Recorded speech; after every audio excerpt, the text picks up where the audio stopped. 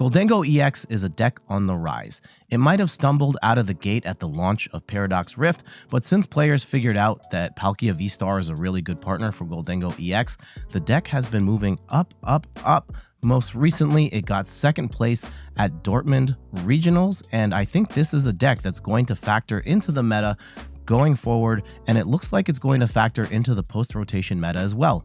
I'm Jet from inthirdperson.com.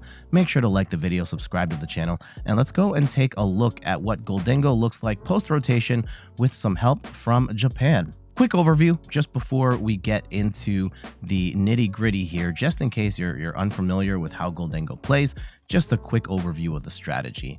With Gholdengo EX, you want to land one-hit KOs on multi-prize Pokemon with Gholdengo's Make It Rain attack. It does 50 damage for each energy from your hand you discard, so you want a fat hand of energy and you can one-hit KO anything in the game. You get to use energy gathering cards like Earthen Vessel and Superior Energy Retrieval to get that energy into your hand for the Make It Rain attack, which is the primary challenge of this deck, is making sure you have a means of getting that energy when you need it.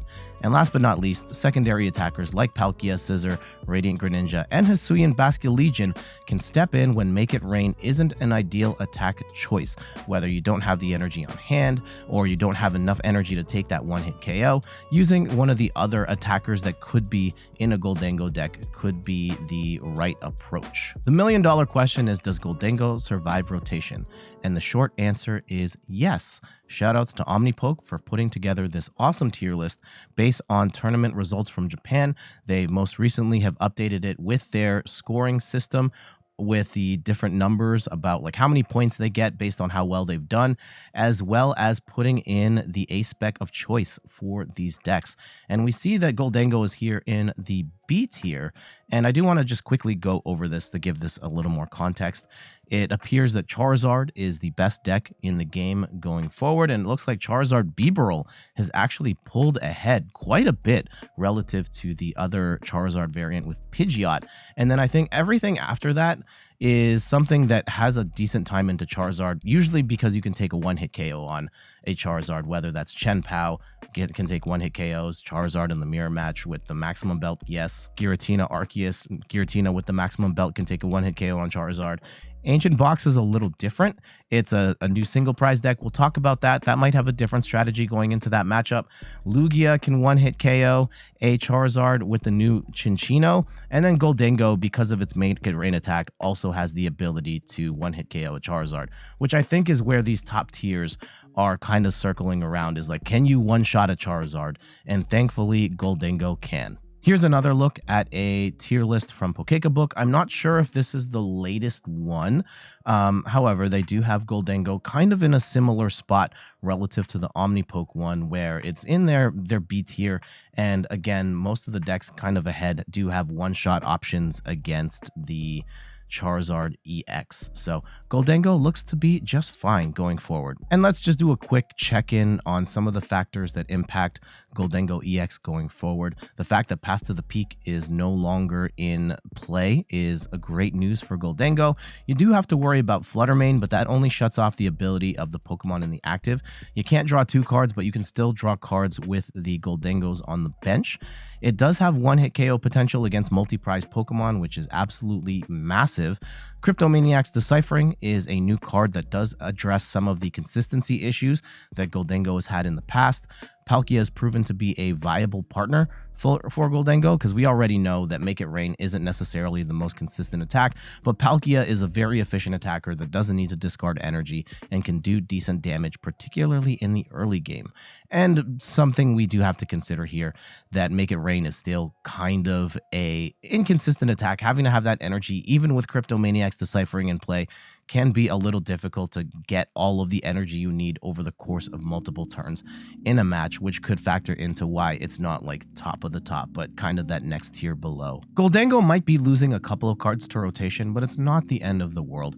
Avery is a great draw 3 supporter that also lets you force your opponent to discard down to 3 Pokemon on the bench, and that's going to kind of stink in the sense that you can't necessarily use it to force your opponent's Manaphy off the bench so you can Greninja snipe. That's a little bit of a problem, but there are other ways of drawing cards with Gholdengo, so it's not the biggest loss in the world.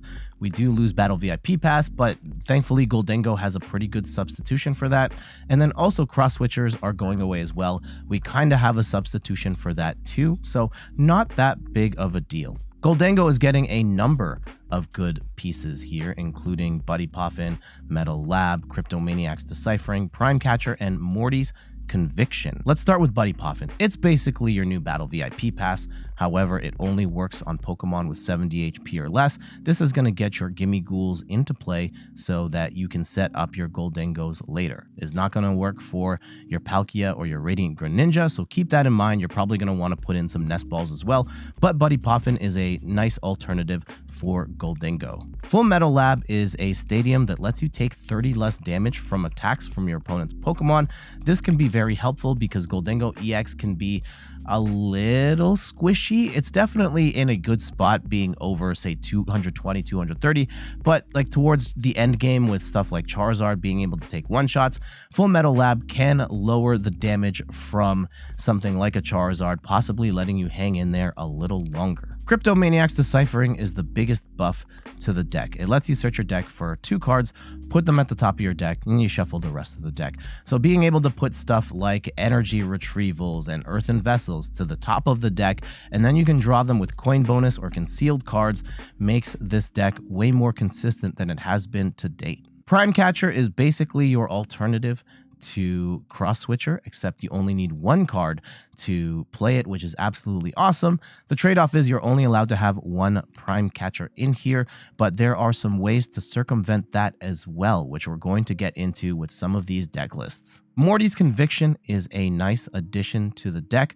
It lets you draw a card equal to the number of Pokemon your opponent has on the bench, while you also get to discard a card. Discarding cards is great for, just getting rid of stuff you don't need, but also has some discard synergy with getting energy in the discard pile that you can recover later, and being able to draw for your opponent's bench Pokemon. Oftentimes your opponent's going to have 4 to 5 Pokemon on the bench, so it lets you draw even more than your standard draw 3 like a Worker or an Avery. Now let's look at some deck lists. This first one is about as vanilla of a list as I could find, looking as close to what we currently play in our pre-rotation format.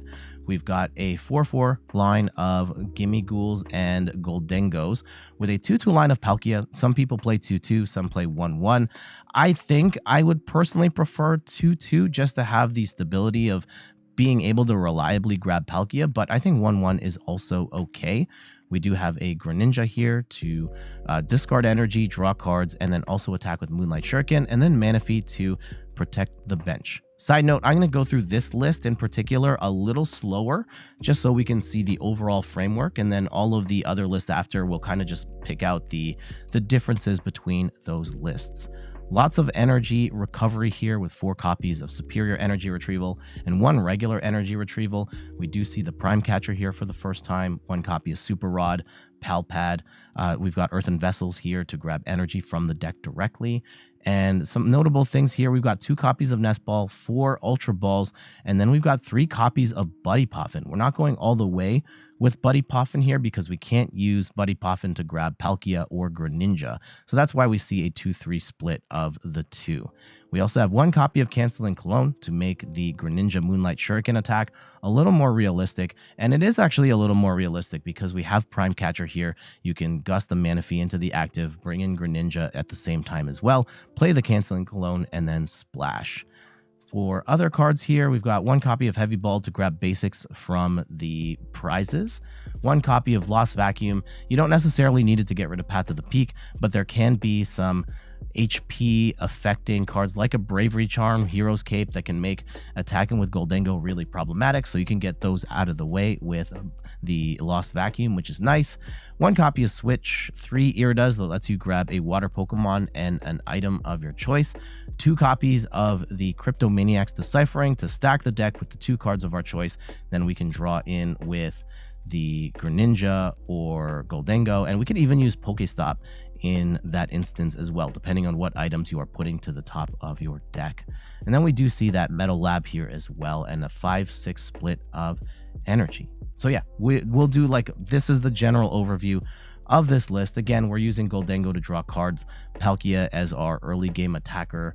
We do have Greninja as potentially a secondary attacker, but primarily discarding energy so that we can also draw cards. And then we're trying to recover our cards with Cryptomaniac's Deciphering, and then getting energy back with stuff like the Earthen Vessels and the energy retrievals. The second list is a bit more teched out, though its Pokemon lines are a little more split. We do see the introduction of the Scizor here, and that is a very cool attacker you can incorporate into Gholdengo, where it's punishing its Scizor's attack, does 10 damage, and this attack does 50 damage for each of your opponent's Pokemon in play that has an ability. It can be a really great attacker that can do a ton of damage, punishing decks that have a lot of abilities in them. You also don't have to discard energy, which can be nice, and it's a single prize attacker that can skew the prize race a little bit for you as well. So I don't necessarily mind players trying to work Scizor in here as well, even if it means you've got a weirdly thin line of Bibarel and Palkia. Some other interesting techs in this list include Rigid Band, where it gives your stage 1 Pokemon 30 less damage from attacks, making Gholdengo even more tankier. This is especially relevant in the Charizard matchup, where you're trying to keep Charizard's damage down so that it can't one-shot Gholdengo. So Rigid Band can be really nice there in helping tank hits. We also see Technical Machine Evolution in the list, where for 1 energy, you get to evolve 2 of your bench Pokemon. And this is a great play, turn 1, going second. And we are using Arven here in particular to try and get that tool card, get an item card, and help us set up. And then we can use the TM evolution with whatever happens to be in the active. It could be Scyther, it could be Greninja, even little old Bidoof could be the catalyst for evolving our Pokemon up. Some other interesting inclusions in this particular list include Professor Turo's Scenario and Silene. Let's jump over to those ones. Professor Turo's Scenario lets you put 1 of your Pokemon in play into your hand, and you discard all attached cards to that Pokemon. This is great for getting, for example, a Gholdengo that is damaged out of play, so that you can move in with a new Gholdengo that's fresh, heal up, and then you could even use that Gholdengo to set up another Gimmighoul on the bench and then draw even more cards. So some really cool combos while also being able to heal as well, which is very nice. We also see a Silene in this list, and we actually see it a couple more times in this video, where it lets you flip 2 coins and put a number of cards up to the number of heads from your discard pile on top of your deck in any order. We can use this to get stuff like Superior Energy Retrieval or Energy Retrieval that we've already used, get them back to the top of our deck, and then draw into them with Gholdengo or Radiant Greninja's ability or Pokestop, what have you. Lots of ways to draw cards in this deck. This can also be a way to recover Prime Catcher. So after you use it, you get to use Silene. If you flip heads, put Prime Catcher back on the top of your deck and potentially use it again. This third example incorporates Basculin and Basculegion into the mix. Hisuian Basculegion kind of works like a Battle VIP pass as a Pokemon, where it's Gather the Crew attack for 0 energy, lets you search your deck for 2 basic Pokemon and put them onto your bench, then shuffle your deck. The benefit to Basculin is that it doesn't have an HP requirement, so you can bench a Palkia and a Radiant Greninja or whatever you want, which is very nice. You might give up a prize, but that's fine, especially if Gholdengo can come in and take a massive 1-hit KO later, so that's okay. We also have the Basculegion, where also for 0 energy, you have the Upstream Spirits attack, which does 20 damage for each basic energy card in your discard pile, then shuffle those cards into your deck.